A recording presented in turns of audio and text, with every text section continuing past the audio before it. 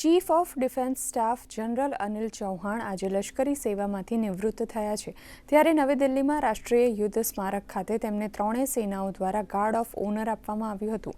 આ સમારોહમાં દેશના સર્વોચ્ચ કક્ષાના લશ્કરી અધિકારી તરીકેના તેમના પ્રતિષ્ઠિત કાર્યકાળનો અંત આવ્યો છે.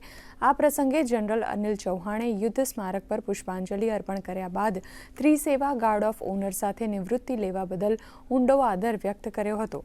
4 દાયકાથી વધુ સમય સુધી સેવા આપ્યા બાદ જનરલ ચૌહાણે તેમના કાર્યકાળને સંતોષકારક અને ઉત્કૃષ્ટ ગણાવ્યો હતો.